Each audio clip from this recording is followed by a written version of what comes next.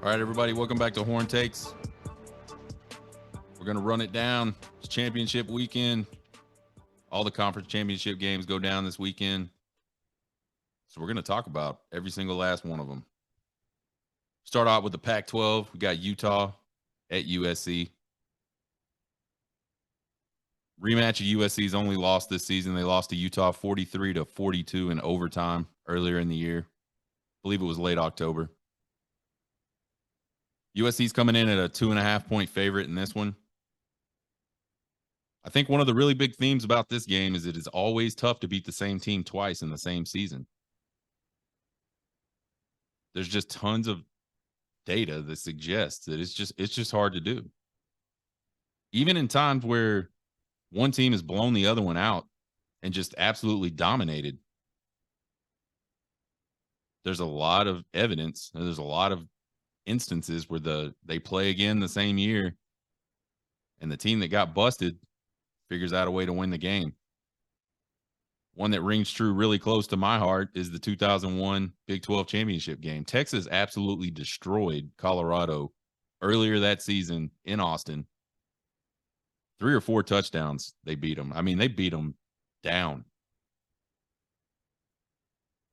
They go to the Big 12 championship game. Colorado has this new wrinkle to their offense where I think they had 40,000 tight ends on the field, and they basically just ran the ball. They ran unbalanced looks the whole night. Chris Sims couldn't hit the broadside of a barn unless he was wearing black and gold. Colorado got a big lead in that game. Texas was able to get close with Major Applewhite, and then they just couldn't get it done at the end. Last year, Alabama beats the crap out of Georgia in the SEC championship game. A few weeks later, the national championship game, Georgia gets it done. So I think for a close game like USC and Utah played earlier, this is going to ring even more true. It's just going to be tough for Utah to do it again. I think a big factor in this game is obviously Caleb Williams. I've been saying for a while now, after having seen him play a little bit for USC, obviously saw him play against Texas last year, saw him play in some other games last year.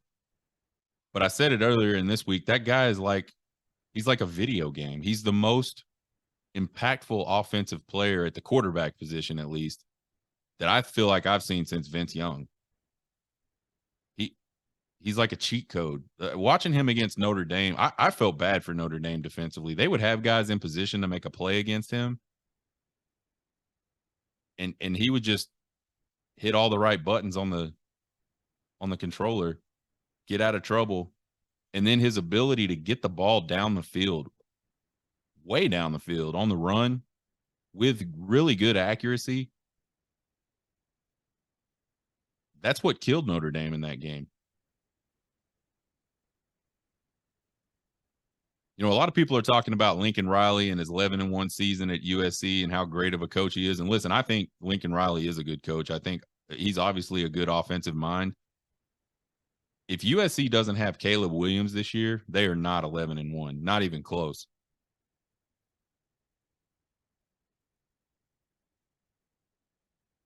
I was kind of down on the Lincoln Riley hire at USC. I thought he was running away from a situation at Oklahoma. It'll be interesting to see if he can find another Caleb Williams, whether it's through the portal or recruiting.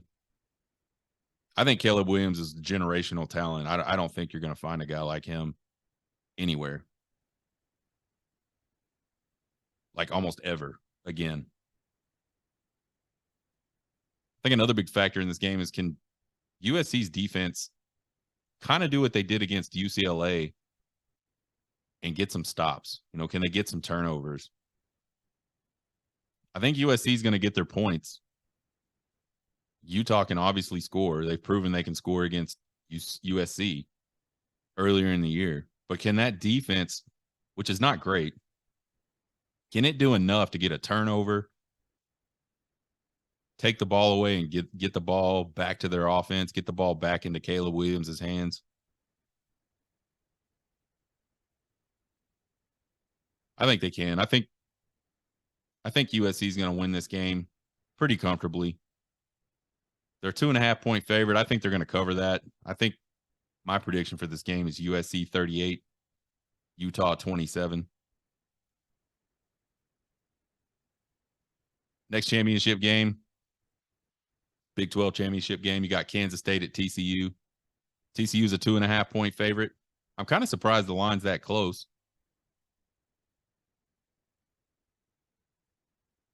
K-State led 28-17 at halftime in Fort Worth earlier this year. And then K-State just got a lot of guys banged up.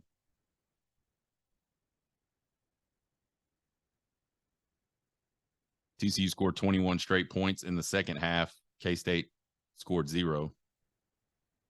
38-28 win for TCU. Hard to beat the same team twice, though. See it all the time. We talked about it earlier. I think keys to this one is, can Will Howard have one of those days like he has had this season where he can't miss, where his receivers can't drop the ball? Can they find Deuce Vaughn? Can they find him across the middle like they found him across the middle against Texas? Can he remain calm, and can that offensive line hold up against TCU's pressure? And then I think on the flip side, can K-State slow down TCU's running game? That's really what got him. Duggan had a pretty decent game.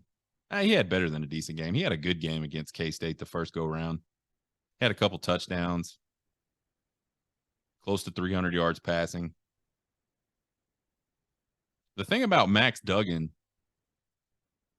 is he's just steady. He's not going to put up any, like, typically not consistently put up any kind of like blindingly amazing numbers. But he's consistent. He knows where to deliver the ball. He's got the experience to know not to make bad plays. The other thing he's got is his legs. And Max Duggan, he's not the greatest athlete that's ever played quarterback, but he's really athletic. He was a 200-meter guy in high school. So for TCU, they've got, the traditional running game, and they've got two pretty good backs. Both backs can hurt you. And then they've got sort of the impromptu running game with Max Duggan where, he's dropping back to pass. He doesn't see it, but he sees a lot of ground in front of him. He can make you pay, and he can take it the distance. So can K-State kind of navigate all that and figure out a way to keep Max Duggan bottled up? Maybe force him into some errors?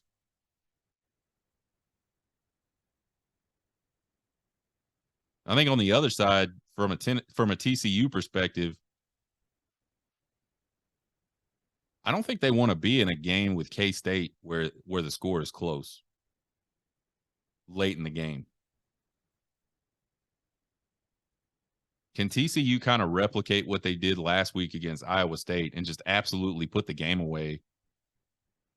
Really in the first quarter, but certainly by the second quarter, there wasn't a single person in Iowa State's locker room at halftime, including their coaching staff. And I don't care what anybody says. They knew the game was over. If TCU can kind of replicate that,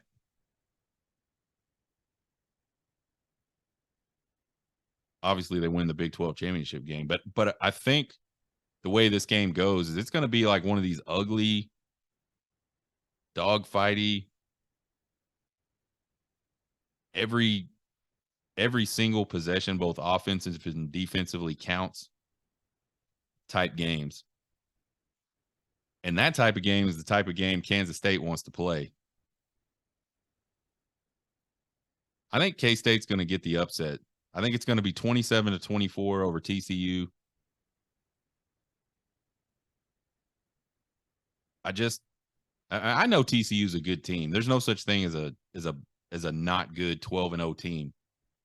I don't know why, but there's something about them that they just don't look like a college football playoff team to me. I will say this. I had the same type of feeling about Ohio State a million years ago when they slipped. I mean, they just barely beat a whole bunch of teams that year.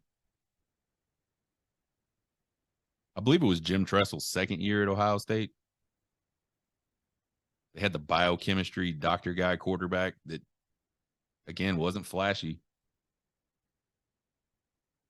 but just kind of found ways to beat people late a lot that year. And that's the same thing TCU's done a bunch this year. So I'm not down on TCU at all. I know there's a lot of TCU fans that are just really unhappy with sort of the way the media talks about them and sort of doesn't give them the same type of respect that they feel like they deserve. They absolutely deserve to be a top 4 team right now. They absolutely deserve, if they win this game, to be in the playoffs. So we'll put all that to bed. But I don't know. There's something about them. They've played in a lot of close games. They've figured out ways to win all those close games.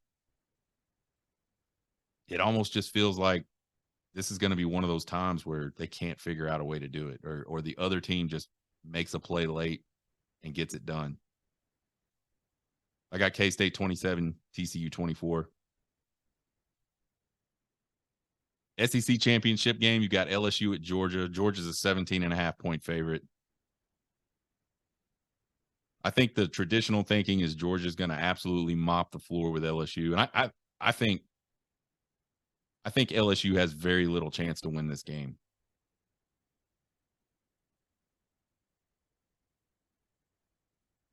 Offensively, they really struggled with an A&M team that's honestly just not that good. I think if you had to put a strength on that Texas Aggie team and talk about that, it would be their defense over the course of the season. But I was really surprised how dominant Texas A&M looked in that game against a team that was. I've actually seen some people this week say LSU didn't have anything to play for. What do you mean they didn't have anything to play for? They were the 5th ranked team in the country. Any sort of loss and they win and they're in. And there was absolutely going to be a loss because Michigan and Ohio State were playing each other.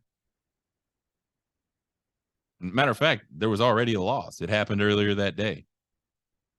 And they just absolutely came out and laid an egg.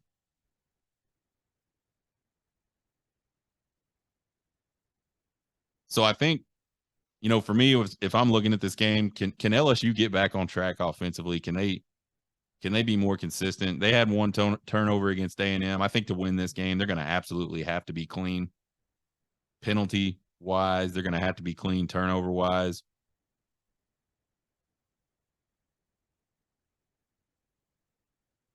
Can LSU sort of bounce back from just a really poor defensive performance against a offense that Texas A&M scored 20 points against UMass? Army just beat UMass like a redheaded stepchild. Scored 41 points. Gave up 7 or 10 points. Army. 5-6 Army.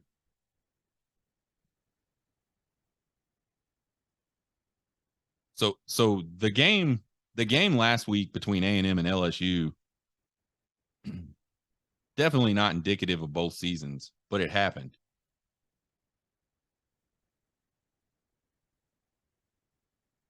So can LSU sort of figure out a way to slow down Georgia offensively? And then in the type of game like this, I've turnovers are always a factor, but I feel like for this game specifically, I think LSU's offense is gonna. I think they're gonna get back on track somewhat. I think they'll be better. But which defense can steal some possessions? Which defense can get some turnovers and steal possessions for their offense? I think even if LSU does all the things we just talked about, they're still not going to win the game. I got Georgia 34-17 over LSU, which is a cover for LSU. 17 and a half points is a lot of points, especially in a championship game. Not saying it can't happen. Not saying that it's never happened. Just seems like a lot of. I think LSU will cover. I think it'll be again 34-17 Georgia. This next one is just wow. ACC championship game. You got Clemson at North Carolina. Clemson's 7.5-point favorite. Both teams lost in their final week of the regular season.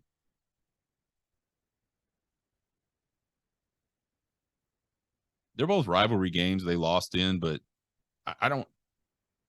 I think the North Carolina loss was probably a little more predictable for most fans. I don't think there's a lot of people that thought Clemson was going to get beat by South Carolina. Yours truly had them on upset alert, though. Sure enough, go back and look at the podcast from. Go back and look at the rundown from last week. Had Clemson on upset alert. But traditionally, most fans are thinking Clemson's going to, South Carolina blew their load. They shot their wad. There's no way they're going to beat two really good teams back to back. They went and did it. So again, both teams coming off tough losses. From a coaching perspective, and neither one of these teams really has anything else to play for. I mean, Clemson's out of it. North Carolina never really was in it from a playoff perspective. There's always get a better win to get a better bowl position. There's definitely advantages to winning this game. I'm not suggesting that. I'm just saying mentally, are these guys still in it today as they were from a Clemson perspective, as they were when they still had a playoff shot? And from North Carolina's perspective, before they just dropped a game to North Carolina State, are they still going to have that same mental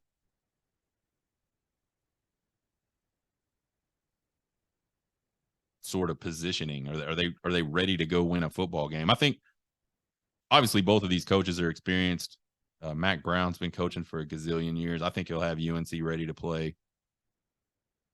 One of Mack Brown's biggest things at Texas was always don't let one loss beat you twice.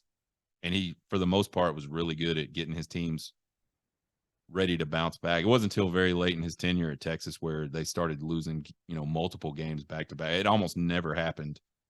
In fact, I don't know if it ever happened before 2010. Dabo Swinney, he's been around, super experienced coach. You look at the matchups and sort of the players that are in this game. You got Drake May. He's the ACC Offensive Player of the Year. He's had a really good year statistically. I haven't got to see UNC play all that much, so I don't know a lot about him other than his statistics are good, and he obviously won Offensive Player of the Year. I did notice. I went back and kind of looked at his stats. He struggled with completion percentage and turnovers when they've lost, and that obviously makes sense. But it is possible for the quarterback to have a good game and still lose. But when they've lost, he struggled in both of those spots, and his completion percentage on the season is really good, especially for a redshirt freshman. So can Drake May? Can he have a good game percentage wise, and can he protect the football? I think that's a huge key for North Carolina.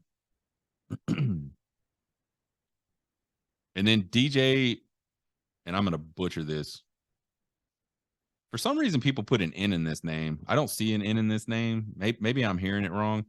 DJ Ugalele, but I always hear Ungalele for some reason. Anyway, DJU, quarterback at Clemson. He's just coming off an abysmal, like completely absolute trash performance against South Carolina. 27% of his passes he completed against South Carolina for 99 yards.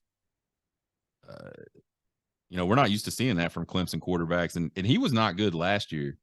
He's improved a lot this year from a touchdown to interception ratio, but I don't know if he's the guy, man.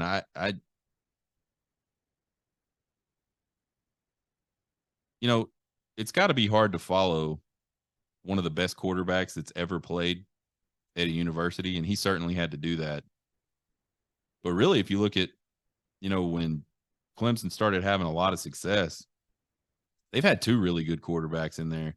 They haven't seen a bad quarterback or like bad quarterback play in a long time. And now they've seen it for kind of a couple years in a row. It'll be interesting to see. There was some comments after the game by Sweeney. He never really said he wasn't going to replace DJU. He kind of left the door open for maybe a Cade Klubnik introduction this Saturday. He's already shown that he's not afraid to go to him. Syracuse, I believe. They were down. They were struggling. Brought in Klubnik. Came back and won the game. I think the way he handled that was great. I think the way Klubnik handled it was great.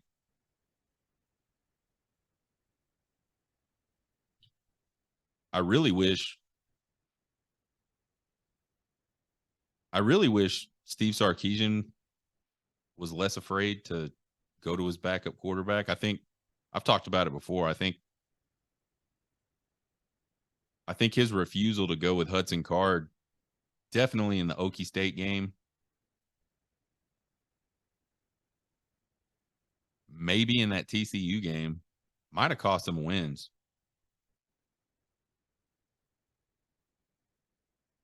It's probably a fine line between, you have to handle that type of situation right, because quarterbacks have big egos generally. Quarterback is a position where you have to be confident 100% of the time to be successful. And if you don't handle that situation right, you could smash a guy's confidence. And obviously you don't want to do that. So it's got to be a tough balance between, how do I do this correctly to make sure we meet the goal today, which is win the game? And how do I not shatter this guy's confidence? And maybe it has everything to do with that quarterback's experience, the relationship you have with that quarterback. I don't know. Kind of got off on a tangent there, but I think the biggest key to this game really is which coach can get his team back ready to play the best. I think both teams will be ready to play. I got Clemson 41-34 over North Carolina. North Carolina's defense is as good as their offense is. Their defense is that bad. But I think they're going to get the cover. They're 7.5-point dog. I got them losing by 7. So there's your breakdown on all the conference championship games. I'm excited. I'm also sad. This time of year is super exciting because you get to find out where your team's going bowling. Hopefully your team's in the championship mix for their conference. If you're really lucky, they're in the championship mix for the whole thing. But also we're coming down to a time where there's just going to be no more football.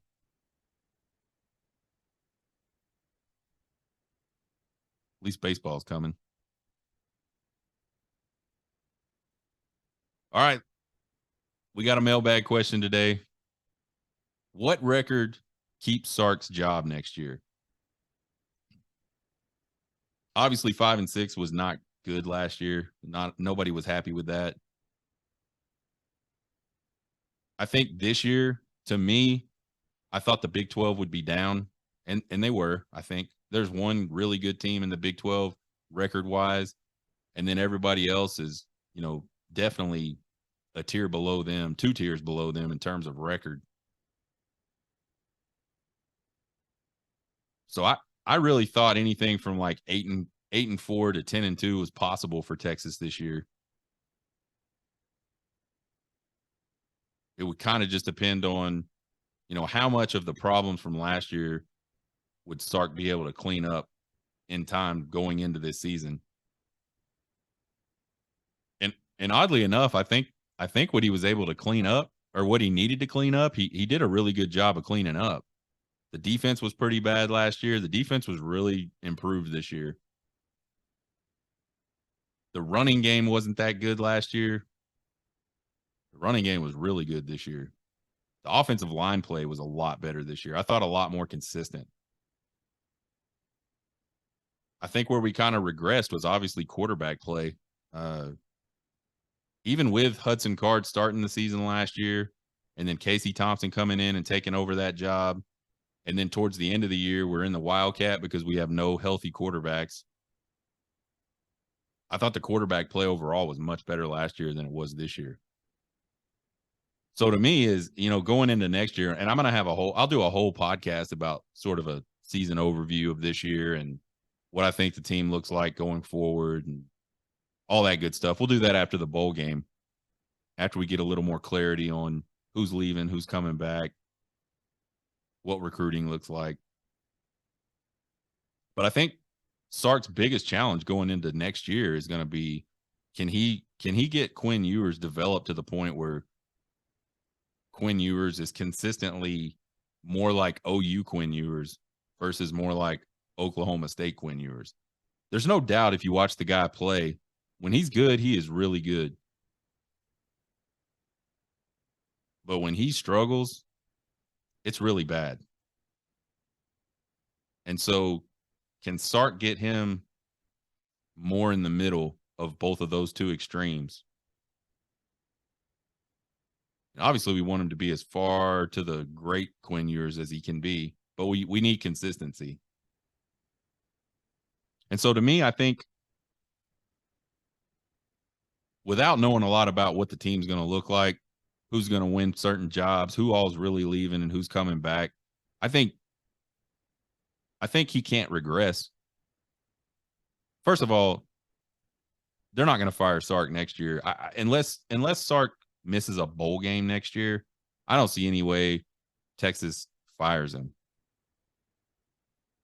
He's, despite the fact that his tenure here is not, it's had a lot of disappointments, but there have been some really good things that have come out of Steve Sarkisian being at Texas. And they're all the types of things that you build on and you need to continue to have a good program. And to get the program where, Texas fans all want the program to be. And I'm sure Steve Sarkisian, Chris Del Conte wants it to be there. I think Sark's doing a lot of those things. So I think there's progress there. And I think CDC understands that. So to me, unless he just completely has a bomb season and they don't go bowl eligible, I think that's the only chance there is that Sark has anything to worry about in terms of his job, coming back for a fourth year. But I think my expectation for the team probably, 9-3. I think anything between 9-3 and 10-2 is possible next year. I think anything after that is just gravy. So thanks for the question. You guys can send me questions at horntakespodcast@gmail.com. You can send me your comments, questions, concerns, criticisms. What do you guys want to hear about on the show? We're rolling into basketball season now, full tilt. We got a big game tonight against Creighton. Baseball will start before you know it. What types of stuff do you guys want to hear?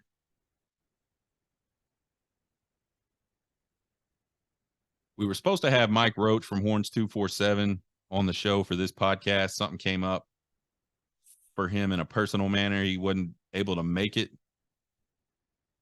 But we'll definitely have we'll definitely have him on pretty soon. Tuesday, there were a lot of guys announced they were entering the transfer portal for Texas. We'll talk about that. We'll talk about the impact of that on the team for next year. We'll talk about what that means for guys coming in. You know, what kind of targets could Texas be targeting that are going to be in the transfer portal. The transfer portal opens Monday, December 5th, where they can officially enter the portal. And then again, early signing period is in 2 weeks, 15th through the 15th through the 17th of December. So a whole lot about what Texas's roster looks like today could be vastly different in just 2 weeks. So we'll make sure we get Mike on the show.